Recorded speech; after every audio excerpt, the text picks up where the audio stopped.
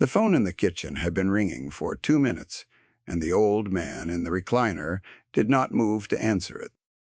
Cole Marsh stood on the gravel outside the screen door and watched the light from the television flicker against the wall, watched the silhouette that did not turn, did not flinch, did not reach.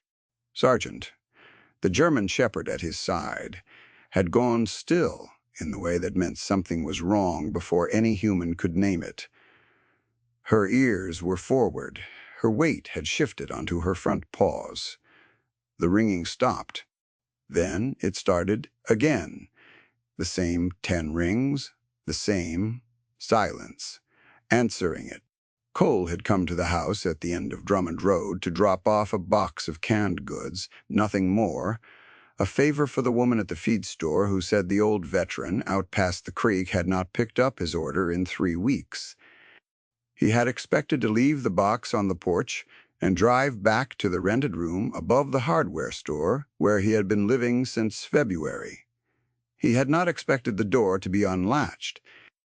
He had not expected the smell of a stove left on too long, or the stack of unopened mail that had slid off the table and fanned across the floor like fallen leaves. He knocked once on the frame. The man in the chair lifted his head a few inches. No more. "You eat today?" Cole asked. The man did not answer that. He looked at the dog instead, and something in his face loosened the way a fist loosens when it finally gets too tired to stay closed. If a story like this one stays with you, the kind where a stranger turns out to be the only one who came, stay with it to the end, because what this old man was carrying did not stay hidden for long. His name was Earl Whitlock, and he was 78 years old. Cole learned the name from a framed discharge paper on the wall, the kind every service member keeps somewhere, even when they keep nothing else. And he learned the age from the date beneath it, and the simple math of the years between. Earl was thin in the way of a man who had stopped cooking for himself, his cheeks gone hollow, his hands marked with the brown spots and ropey veins of someone who had worked outdoors his whole life. He had been a corpsman once, the paper said, attached to a Marine unit in a war that had ended before Cole was born. His knuckles were swollen and stiff. His eyes were a faded blue, and they moved slowly, settling on the dog and staying there as if she were the first thing worth looking at in a long while. "What's her name?" Earl said. It did not come out as a question. His voice was a dry thing, unused. "Sergeant, good name." Earl reached out one trembling hand, and Sargent crossed the room and pressed her head beneath it, and the old man's fingers curled into the fur behind her ears the way a drowning man closes his hand around a rope. Cole had seen the dog do this maybe 4 times in the 6 years he had owned her. She did not give that to people often. When she did, he had learned to pay attention. Cole set the box of cans on the counter and looked around the kitchen while Earl held the dog. The stove burner glowed orange under an empty pot, the bottom of it scorched black. He turned it off. Oh, there were dishes in the sink that had been there long enough to grow a film.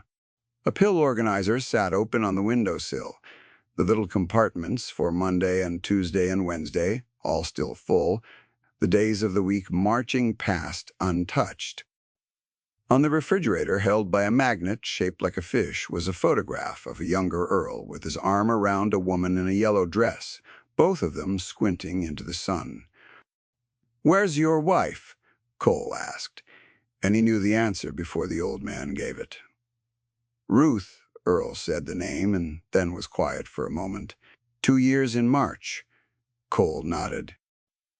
He understood the arithmetic of a house after a death, how the unwashed dishes and the cold stove and the full pill organizer were not laziness, but the slow erosion of a reason to keep going.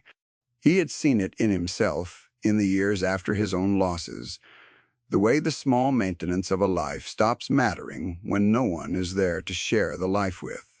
He pulled a chair from the table and sat down across from the old man, and Sargent lay down between them with her chin on Earl's foot. "Is anyone coming for you?" Cole asked. Earl just shook his head, that was all. No explanation, no list of estranged children or distant cousins, no story about who should have come and did not. Just a slow side-to-side of a head, too tired to lie. The simplicity of it landed in Cole harder than any long account could have. Combat had taught him to read a room for threats. The years since had taught him to read a room for grief, and this room was full of it, the kind that had settled into the walls. Cole Marsh was 41 years old, and he had spent 11 of those years as a Marine and most of the rest trying to figure out what a man was supposed to do with himself after. He was tall, with a kind of build that came from labor rather than vanity, his shoulders broad and his hands scarred across the knuckles from 100 jobs in 100 towns. His hair had gone gray early at the temples. There was a thin white line along his left jaw, where a piece of shrapnel had opened him up outside a city he no longer let himself name. His eyes never quite stopped moving, scanning the corners of a room, the exits, the faces, a habit that had kept him alive once and kept him lonely since. He had drifted into this county in the dead of winter following a welding job that fell through, and he had stayed because staying took less effort than deciding where to go next. He did not intend to get involved in the life of an old man he had met by accident. He told himself that as he washed the dishes in the sink, as he scraped the burned pot clean, as he found a loaf of bread that had not yet turned and made the old man a plate of toast with butter, because it was the only thing in the house that did not require cooking. He told himself he would leave after Earl ate. Then Earl fell asleep in the recliner with his hand still resting on the dog's back, and Cole found he could not make himself wake the man to say goodbye. And so he sat in the kitchen until the television had cycled through its late programming, and the house had gone dark and quiet. Somewhere in those hours, the leaving stopped being a thing he was going to do. In the morning, Earl was confused to find him still there, and then he was not confused, and the two men ate eggs that Cole cooked on the stove he had cleaned, and Sargent sat by the door watching the road. The road was where the trouble came from.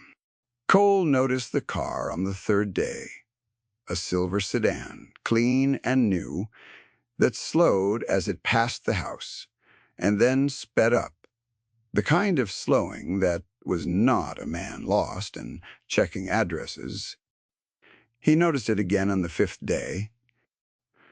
On the 7th day, it pulled into the gravel drive, and a man got out, and Sargent rose from the porch and stood with her tail level and still, not barking, only watching. And Cole knew from the dog, before he knew from anything else, that he was not going to like this man. His name was Brandon Keel, and he wore a charcoal overcoat that had no business in a county where men wore canvas and flannel. And he carried a leather folder under his arm and a smile that arranged itself across his face without involving his eyes. He was perhaps 50, soft in the middle, his hair carefully combed over a spot it no longer covered. He looked at Cole, then at the dog, then past both of them toward the door, and his smile widened by a careful degree. "You must be a friend of Mr. Whitlock's," Keel said. "That's wonderful. He could use a friend. I'm here representing the Sterling Bridge Foundation. We've been corresponding with Earl for some months now about his options." "His options for what?" Cole said. "For his future." Keel said it warmly, as if the word future were a gift he had come to deliver. "Mr. Whitlock is a veteran, living alone in a home he can no longer maintain, on land he can no longer work. Our foundation specializes in helping seniors in exactly his situation transition to something more manageable. We handle everything: the paperwork, the sale, the placement, in a quality care community. It's a great weight off their shoulders. Cole did not move from the top step. Sargent did not move from beside him. Earl didn't mention you. No, Keel said, and the smile held. Sometimes the family handles these conversations, and the senior doesn't retain all the details, memory at his age. Is there a family member I should be speaking with? There's no family, Cole said, and watched the man's eyes and saw the thing he was looking for, the small flicker of satisfaction that the man could not quite keep off his face. Keel already knew there was no family. He had counted on it. Well, Keel said then, perhaps you and I can keep this simple. He did not get to keep it simple. Cole told him that Earl was not interested, that Earl was not selling, that Earl had a friend now who would be handling his correspondence, and Keel's smile thinned at the edges, and he said, of course, and that he would leave his card and his folder of materials, because the offer was generous, and the alternative, when a man could no longer care for himself and had no one to advocate for him, the alternative was the state stepping in. And the state was not gentle. He said it pleasantly. He said it the way a man describes weather. Then he got in his silver car and drove back up Drummond Road, and Sargent watched the car until it was gone, and then lay back down, and Cole understood that the watching was not finished, only paused. He took the folder inside and read it at the kitchen table while Earl dozed. It was a thick, glossy thing, full of photographs of smiling, gray-haired people in tidy apartments, full of words like dignity and security and peace of mind. Buried in the back, in type, small enough to require Cole to hold it under the lamp, was the shape of the actual deal.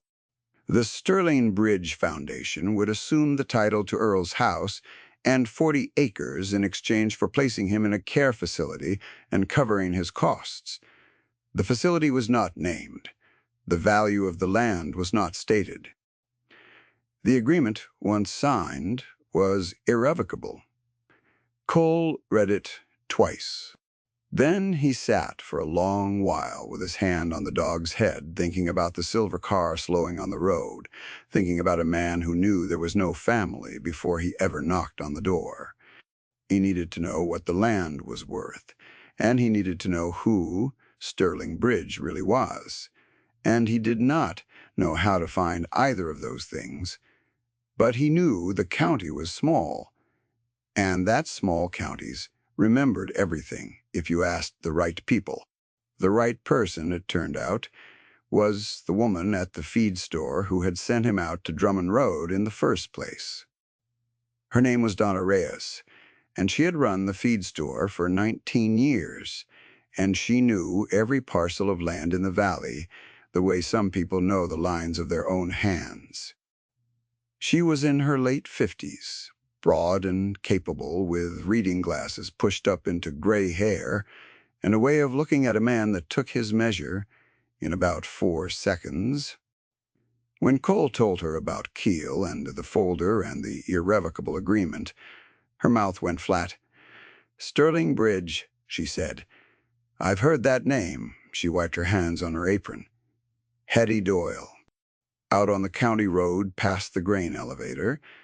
She signed something like that. Oh, 8 months back. Her boy was trying to undo it last I heard. Couldn't. What happened to her land sold? To a development outfit. Same week she went into the home. Donna took off her glasses and folded them. The home wasn't what they showed her in the pictures, neither. You go talk to her boy, Marcus Doyle. He drives the propane truck. He'll tell you what they did.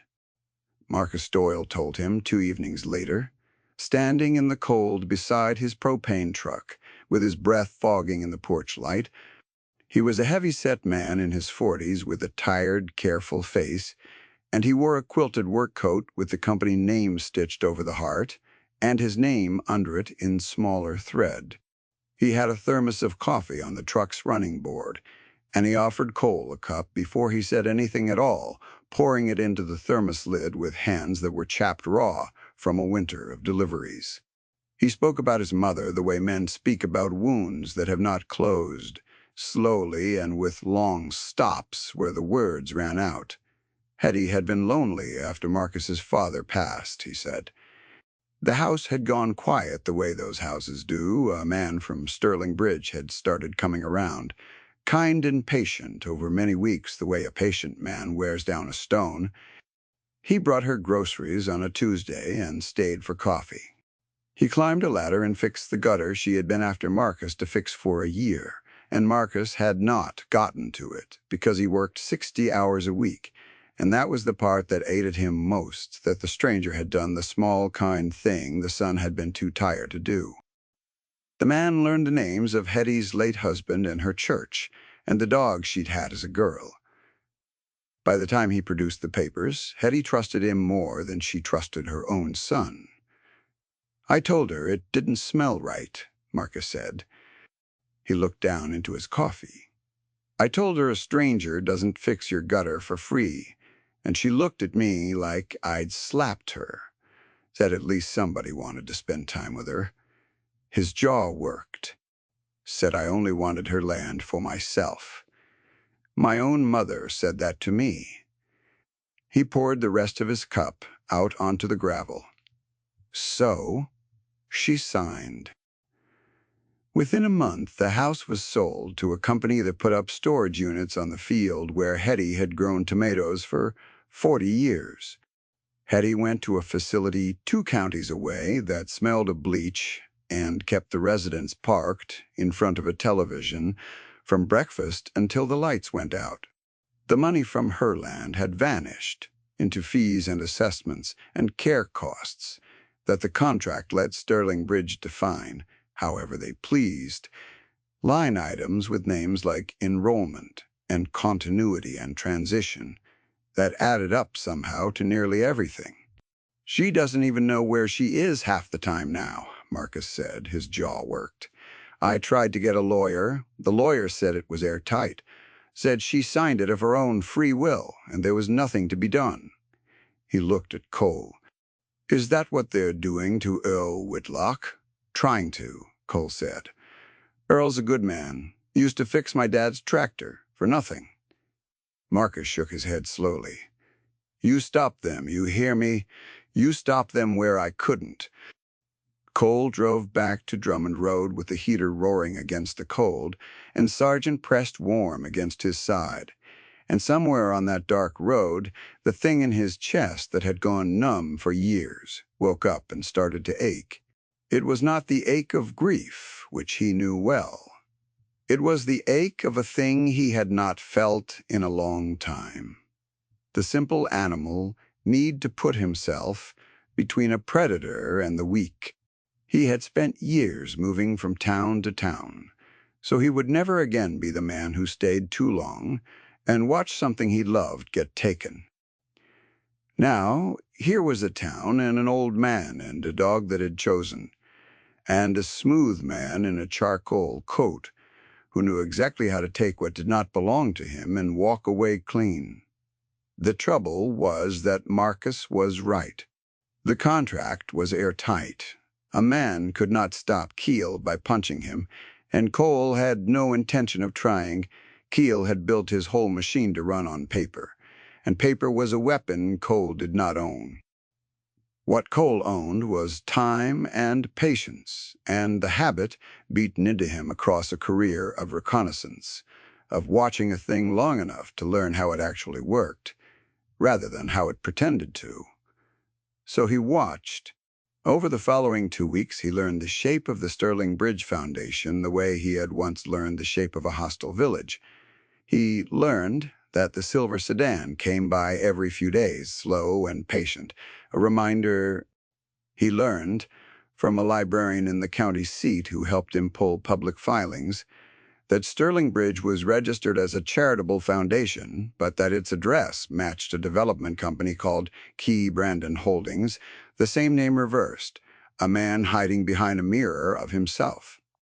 He learned that the foundation had acquired 11 properties in 3 counties over 4 years, every one of them owned by a person over 70 who lived alone. Every one of them sold within 60 days to a developer for many times what the foundation had spent placing the former owner in care. He wrote it all down in a spiral notebook in block letters, dates and parcels and dollar figures, the way he had once written contact reports, and the notebook grew thick, and the picture in it grew clear. The picture was this. Brandon Keel found old people who were grieving and alone, the ones whose phones rang and rang with no one to answer, and he became the thing they were missing. He was patient, he was kind. He fixed the gutter and brought the groceries and sat with them in their loneliness until they would sign anything he put in front of them. And what he put in front of them signed away the only thing they had left, the land. And the land was where the money was, and the care, the dignity, the peace of mind. All of that was the bait, and none of it was the meal. What Cole needed was not a fight. It was the one thing that would make the airtight contract leak, and he found it in the small type and the public record both. The same fact stated 2 ways. Sterling Bridge presented itself as a charity. Charities answered to the state.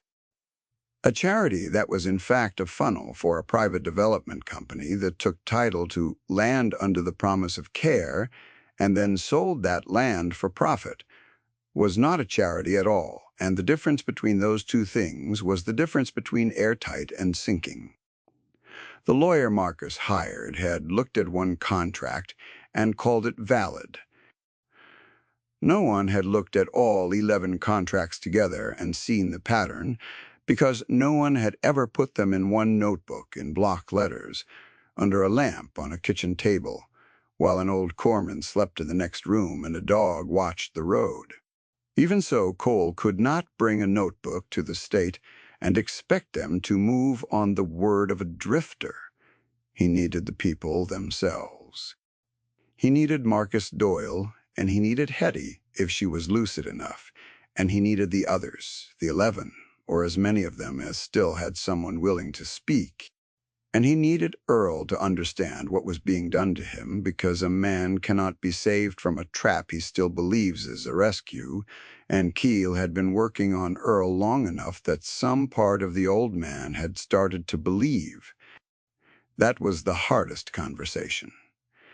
Cole sat with Earl at the kitchen table one gray afternoon with the folder open between them, and told him plainly what Sterling Bridge was. Earl listened with his hands flat on the table and his face still. And when Cole finished, the old man was quiet for a long time. "He brought me a pie," Earl said finally. "Keel brought me a peach pie his wife made. Sat right there where you're sitting and ate a piece with me." Earl looked down at his hands. Ruth used to make peach pie, and there it was, the whole machine, in a single sentence. Keel had not sold Earl a contract. He had sold Earl an afternoon that felt like the ones he had lost, a kitchen that was not empty for an hour, the taste of a pie that brought a dead woman briefly back into the room. The cruelty of it was so precise that Cole had to look away. "He knew about Ruth," Cole said. "It was not a question. I told him." Earl's voice cracked on the second word. "I told him everything," he asked. "And nobody had asked me anything in 2 years, and I just—" He stopped.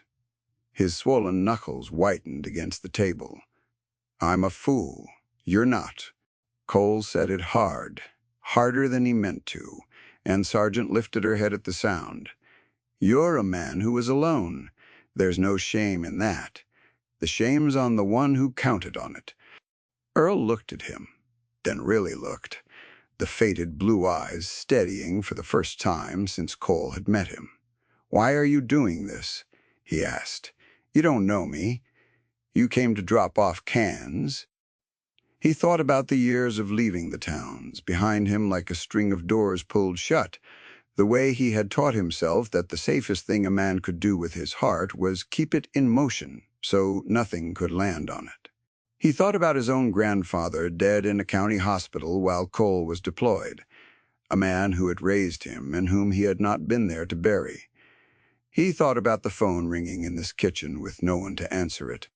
"Because somebody should," he said, "and I'm here." The work after that was slow and unglamorous, which was how real work always was. Cole did not do it alone, and that was the thing that surprised him most, the way the Valley closed ranks once it understood what was happening. Donna Reyes put a notice on the corkboard at the feed store and made calls to every elderly customer she had, asking after foundations and folders and men in good coats. Marcus Doyle drove his propane route and talked to people at every stop, and propane routes reached the lonely houses at the ends of long roads, the exact houses Keel hunted. Within 2 weeks, Cole had 4 more names, 4 more families, 4 more contracts that fit the pattern like cut keys. A retired schoolteacher named Alma Frost, sharp as a tack and furious, who had signed and was fighting and had been told she could not win. Walt Pruitt, whose brother had died in a Sterling Bridge facility within a year of signing. Priya Anand, a young pharmacist who had photographs of her grandfather's farmhouse before the storage units went up where the orchard had been. They met on Thursday evenings in the back room of the feed store around a folding table under a bare bulb, with the smell of seed corn and leather coming through the wall. They were not a sophisticated group, a feed store owner and a propane driver and a furious old teacher and a drifter and a scattering of grieving relatives, but they had 11 contracts and a notebook full of block letters and a thing Keel had never had to reckon with before, which was each other. The first meeting had only 5 people and a coffee can to put dollars in for the photocopies. By the third, there were 11, and Donna had to carry in folding chairs from the storeroom. Alma Frost turned out to have spent 30 years teaching civics in the county high school, and she knew more about the law than the lawyer who had told her to give up. She sat at the head of the table with a yellow legal pad and ran the meetings like a class, calling on people by name, cutting off the ones who wandered, writing each new fact on the pad in a hand that had graded 10,000 papers. She was small and white-haired, and she wore a cardigan buttoned to the throat, and when she was angry her voice did not rise, it dropped, and the room got quiet to hear it. A lawsuit is a fight between 2 people, and they have more money than we do, so we lose, Alma said one evening, tapping her pen on the pad. But a complaint is not a fight. A complaint is a citizen telling the government that one of its charities is a lie. All it has to do is be true and be heard. They cannot outspend the truth. They can only hope nobody bothers to write it down. She looked around the table over the top of her glasses. We are going to bother. The granddaughter, a young woman named Priya, who managed a pharmacy in the county seat, brought a folder of photographs of her grandfather's orchard from before the storage units. Marcus brought the names of 3 more lonely customers off his route who had been visited by a man in a good coat. An old man named Walt Pruitt, whose brother had died inside a Sterling Bridge facility within a year of signing, brought nothing but his anger and his presence, and that was enough because the table needed to see what was at the end of the road they were trying to close. Week by week, the notebook thickened and the folding chairs filled, and the thing that had started as Cole's solitary watching became, without anyone deciding it, a town. Cole spent 3 weeks assembling it. He took the 11 contracts and laid them side by side, and wrote a single document that showed the pattern in plain language, the way a charity took land and a company sold it, and the same man stood behind both. He attached the public filings the librarian had pulled. He attached the photographs of the storage units and the development that had risen on the fields. He gathered statements from every family willing to sign one. Marcus speaking for Hetty, Priya speaking for her grandfather, Alma speaking for herself in 3 blistering pages that Cole did not change a word of. And he sat with Earl and wrote Earl's statement last, the old corpsman dictating slowly while Cole wrote the story of a peach pie and a man who asked questions when no one else would. The most damning testimony of all, because it showed the method bare. Keel knew something had shifted. The silver sedan came more often now, slower. And twice Cole saw Keel himself behind the wheel, no longer smiling, his face a study in calculation. On a cold morning in early April, he came to the door one last time, and this time the smile was gone entirely. "You've been busy," Keel said. He stood at the bottom of the steps with his hands in the pockets of the charcoal coat, and Sargent stood at the top of them, between him and the door, her body still and her attention total. "I'll be honest with you because I think you're a man who appreciates honesty. What you're doing is a great deal of effort for no result. These contracts are valid. Every one of them was signed freely.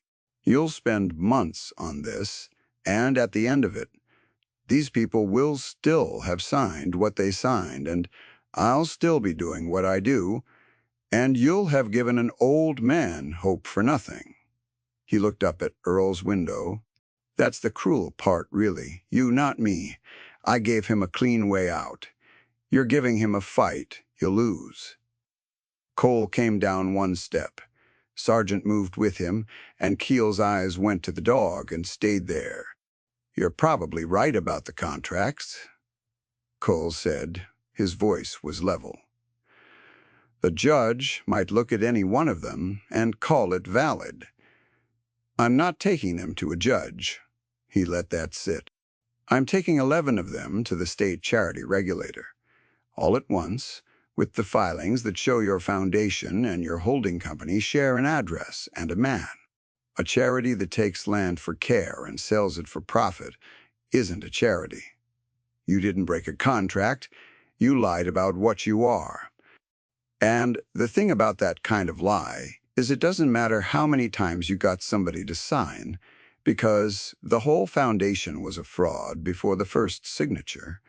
They don't have to undo 11 contracts, one. They just have to pull your registration and refer it for prosecution. And then every one of those contracts is paper from a charity that was never real." And the thing on Keel's face was not fear. Not yet, but it was the first cousin of it. The look of a man recalculating a sum he had thought was settled. He did not answer for a moment. Sargent had not moved. The cold wind came across the 40 acres and moved the dead grass and nothing else. "You can't prove intent," Keel said. But the warmth had gone out of his voice, and what was left was thin. "I don't have to," Cole said. "I just have to show them the pattern and let them prove it. That's their job. Mine was just to put it where they'd have to look." He reached down and rested his hand on the dog's head. "It's already filed. Went in Monday. You came out here to talk me out of something I already did." Keeley stood there a long moment in the gray light. Then he turned without another word and walked back to the silver car. And he did not slow down on the road this time, and Sargent watched the car until it crested the hill and was gone, and then she sat down at Earl's door and did not get up to watch the road again, not that day, not after. The dog had decided the threat was finished. Cole had learned over 6 years to trust that, more than he trusted his own reed. It did not finish all at once, the way things finished in stories. The state agency moved at the speed of state agencies, which is to say slowly. And there were letters and a request for more documentation and a long stretch of nothing that tested everyone's faith. Alma Frost called the regulator twice a week in her classroom voice. Donna kept the Thursday meetings going even when there was nothing new to report, because, she said, people who have been alone need somewhere to be on Thursdays. And through all of it, Coles stayed, in the rented room above the hardware store at first, and then when the winter finally broke, in the spare bedroom of Earl's house, because Earl had asked him to, and because Cole had run out of reasons to say no. But the answer came in June. The Sterling Bridge Foundation's charitable registration was revoked. The matter was referred to the state attorney for prosecution. The 11 contracts, the regulator's letter said, were the subject of an action to void them as the products of a fraudulent enterprise. It was not a courtroom victory with a gavel and a villain in handcuffs. Keel did not go to prison that summer and might not, for years, if ever, the way such men so often slid out from under the slow machinery of justice. What he lost was the machine itself. The foundation was dead. The 11 contracts would be unwound. Hetty Doyle's land could not be planted with tomatoes again. The storage unit stood where the garden had been, but the proceeds would come back to her, enough to move her to a better place where Marcus could see her on Sundays. And Earl kept his house and his 40 acres, which had never really been about the acres. Cole understood by then but about the right to die in the room where Ruth had lived. The Thursday after the letter came, the back room of the feed store was too small for everyone who showed up. Donna brought a sheet cake. Alma Frost gave a short speech that turned into a longer one, and nobody minded. Marcus Doyle shook Cole's hand and held it too long and could not say what he was trying to say, and Cole told him he didn't need to. Priya showed everyone a photograph of her grandfather's orchard, the way it used to be, and they passed it around the folding table, and it was a sad thing and a good thing at the same time, the way most true things are. Earl did not come to the feed store. He was not a man for crowds, even small ones, and the spring had not given him back all the strength the 2 bad years had taken. Yet that evening, when Cole drove home down Drummond Road with the windows down and the smell of cut hay coming in off the fields, Earl was sitting on the porch in the long gold light with Sargent lying across his feet, and there was a second chair pulled up beside his. "Donna sent cake," Cole said, coming up the steps. "I figured."